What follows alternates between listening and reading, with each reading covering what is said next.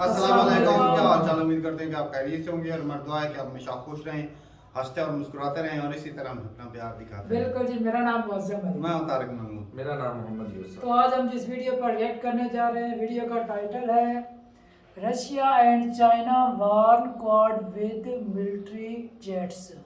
PM Modi, Russia China. हाँ, तो video देखते हैं और अपना रिव्यू अन पर देंगे। कमेंट करते हैं जी। 1 2 3 start. Hello and I welcome you all to world affairs. मैं हूं Prashant Dhawan. Now recently Russia और चाइना ने एक बहुत ही ज़रा अजीब सा काम किया है। जैसे कि आप सब लोग जानते हैं कि पीएम मोदी, उसके अलावा क्वाड के बाकी जो लीडर्स हैं, ये सब आज के समय हैं जापान में।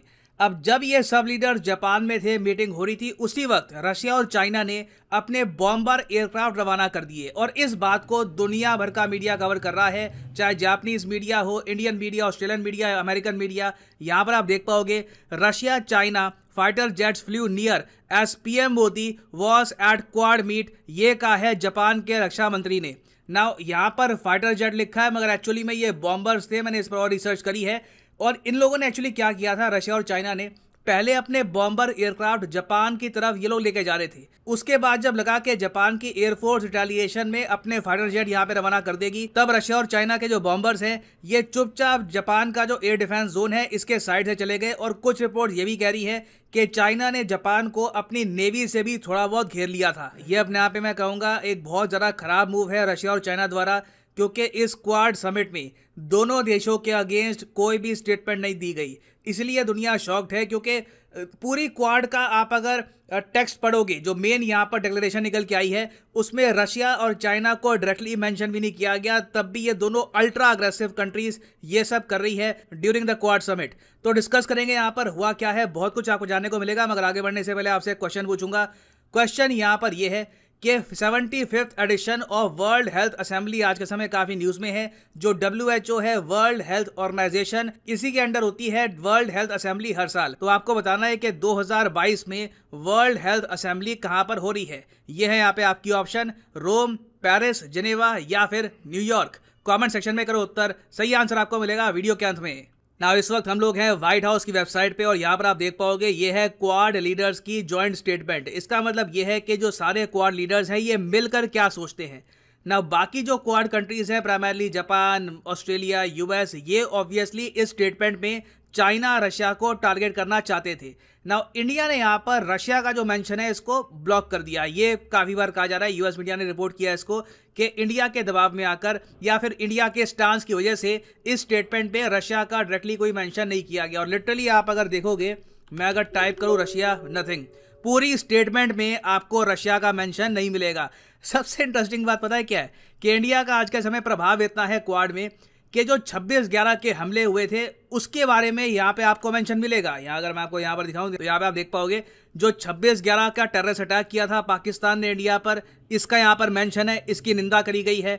पठानकोट अटैक्स की यहाँ पर निंदा करी गई है। जो UN रेजोल्यूशन 2593 है जिसके अंदर लिखा है कि अफगानिस्तान की टेरिटरी को हम आतंकवाद के लिए इस्तेमाल नहीं होने देंगे, इसके लिए सपोर्ट मेंशन करी गई है। इंडिया जो बेसिकली यहाँ पर चाहता है कि FATF पर फोकस किया जाएगा, मनी लॉन्ड्रिंग को रोका जाएगा, टेरर फाइनेंसिंग रोकी जाएगी, इस पर प्रॉपरली फोकस किया गया है। मगर रशिया क्लियरली इस स्टेटमेंट से मिसिंग है। मगर तब भी जो रशिया ने अपने मिलिट्री एयरक्राफ्ट भेजे हैं जापान की तरफ, इट इज़ ट्रूली शॉकिंग। और यूजुअली देखो हम बात करते हैं इंडिया के बारे में कि इंडिया को डिसीजन लेना होगा कि हम लोग यूएस के साथ है, रशिया के साथ है। मेरे हिसाब से अब समय आ चुका है कि रशियंस आराम से बैठकर सोचे कि वो किसके साथ है, क्योंकि क्लियरली ये सब चाइना के दबाव में ही रशिया ने किया है। चाइना ऑब्वियसली क्वाड को लेकर काफ़ी गुस्सा है, क्योंकि जैसे मैंने आपको बताया था कि क्वाड कंट्रीज ने अब एक सैटेलाइट इनिशिएटिव स्टार्ट कर दिया है, जिससे जो भी चाइना की इलीगल फिशिंग है इसको ये लोग मॉनिटर करेंगे। इस पर मैंने एक अलग से वीडियो भी बनाई थी कि quad countries will launch satellite security initiative. ये इनिशिएटिव लॉन्च हो चुका है और इसका ऑफिशियल नाम है IPMDA, Indo Pacific partnership for maritime domain awareness. बहुत ही ज्यादा इंपॉर्टेंट है ये एग्जाम पर्सपेक्टिव से। और उसके अलावा यूएस ने यहाँ पर यह भी अनाउंस किया है कि ये लोग इंडिया को $4 बिलियन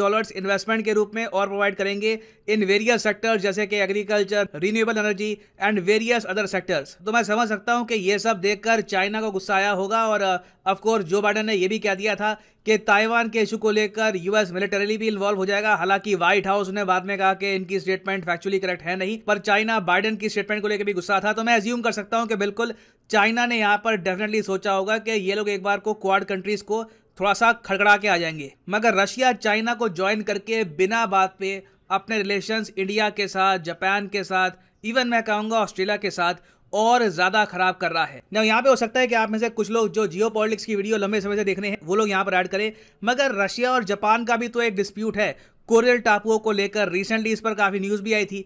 तो क्या पता रशिया कोरियल टापू का जो विवाद है इसकी वजह से ये सब कर रहा है। तो मैं यहाँ पर यह ऐड कर दूं कि रशिया और चाइना ने ना सिर्फ जापान को थ्रेटन किया था क्वाड समिट के दौरान, ये लोग फिर साउथ कोरिया पर भी चढ़ गए और साउथ कोरिया का तो जो प्रॉपर एयर डिफेंस जोन है इसको वायलेट किया गया। लिटरली साउथ कोरिया को अपने फाइटर जेट यहाँ पर रवाना करने पड़े, तब जाकर चाइनीज और रशियन वॉरप्लेन जो थे, जो इनके बॉम्बर्स थे, ये वापस अपने कंट्रीज में गए। तो आप इमेजिन कर सकते हैं पहले जो ये मिलिट्री एयरक्राफ्ट है ये यहाँ पर आए जापान की तरफ, उसके बाद ये वापस जाते जाते एक बार को जो साउथ कोरिया का एयर डिफेंस जोन है इसको भी वायलेट करके गए हैं। तो क्लियरली देखो रशिया के पास कोई प्रॉपर रीजन नहीं है, कोई जस्टिफिकेशन नहीं है ये सब करने का। क्लियरली रशिया यहाँ पर एक तरीके से वफादारी निभा रहा है चाइना के प्रति, दोस्ती के प्रति, कि कल को चाइना इन्वेस्टमेंट के जरिए, पैसे के जरिए रशिया की इकोनॉमी को फ्लोट करके रखेगा, रशिया को बचा कर रखेगा। बट कहीं ना कहीं रशिया को सोचना होगा लॉन्ग टर्म में कि क्या इन एक्शन से रशिया अपना फ्यूचर सिक्योर कर रहा है या फिर इंटरनेशनली ये खुद को और आइसोलेट कर रहे हैं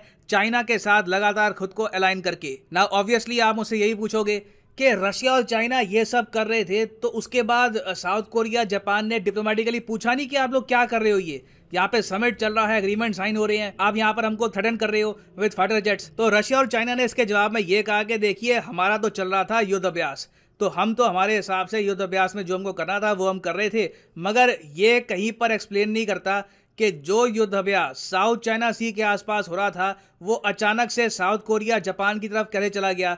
क्लियरली ये दोनों देश थ्रेटन कर रहे थे क्वाड कंट्रीज को और सूनर और लेटर प्रेशर इस सब का इंडिया पे ही आएगा। India will have to choose a side between Russia and quad.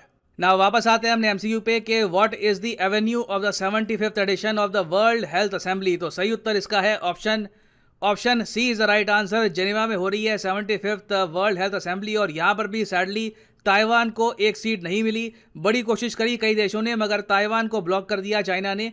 और याद रखिएगा 75th world Health assembly was held in Geneva, Switzerland. Very important for exam perspective.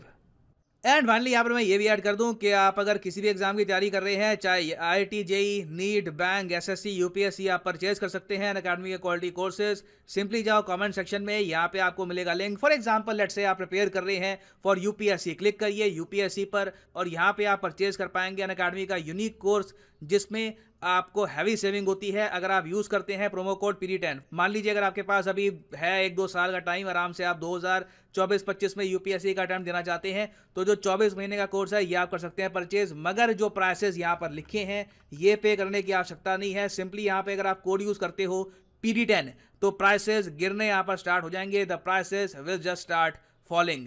So use the code PD10 and save money. So इसी note के साथ ये है video का अंत। Thank you for listening and as always God bless you all.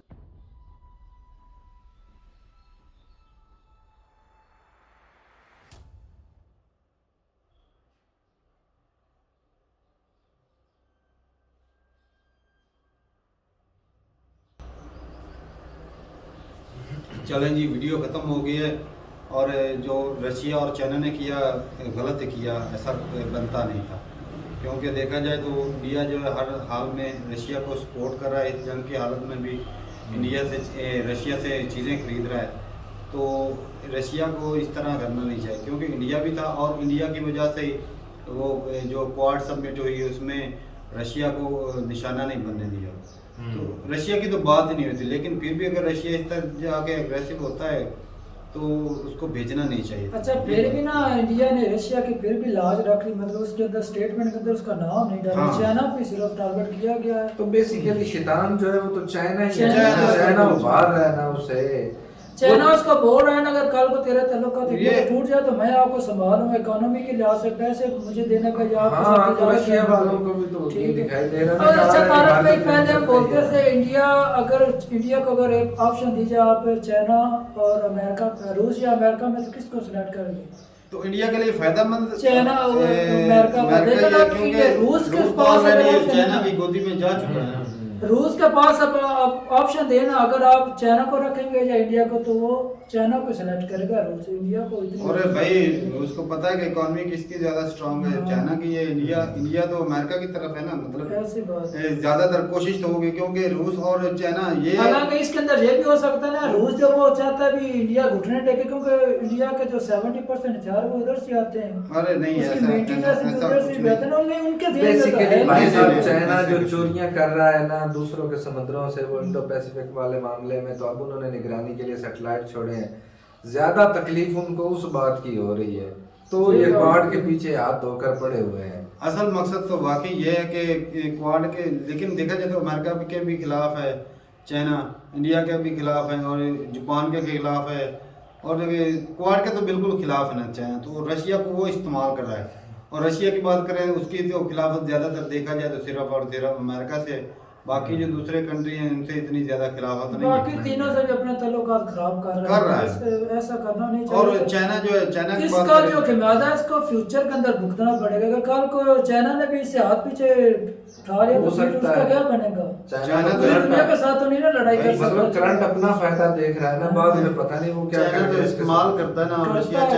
China का इस्तेमाल अच्छा कर कर, रहा है। चाइना का है ना, जिस तरह वो बाकी कंट्री को इस्तेमाल करके वहां पर अपना दबदबा दिखा, इस तरह हो सकता चाइना रूस के साथ भी कर रहा नहीं, है। रूस पावरफुल है, रूस रूस के साथ छोटा ऐसा नहीं कंट्री कर नहीं है, सकता।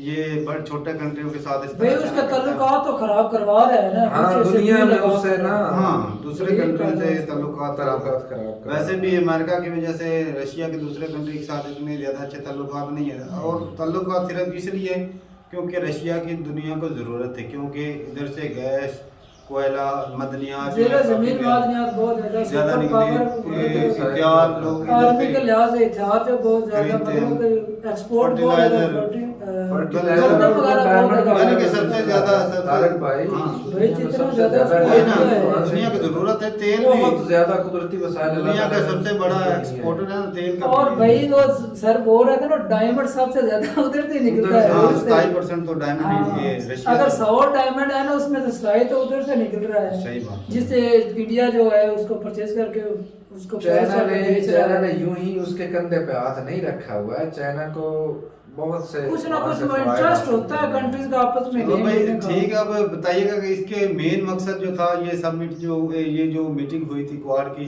मेन मीटिंग जो मकसद था, जो टेररिज्म जो फैल रही है और जो फंडिंग होती है जो आतंकवाद को, उसको रोकथाम के लिए था कि जो अफ़गानिस्तान की टेरिटरी है वो दहशतगर्दी के लिए इस्तेमाल की जा रही है।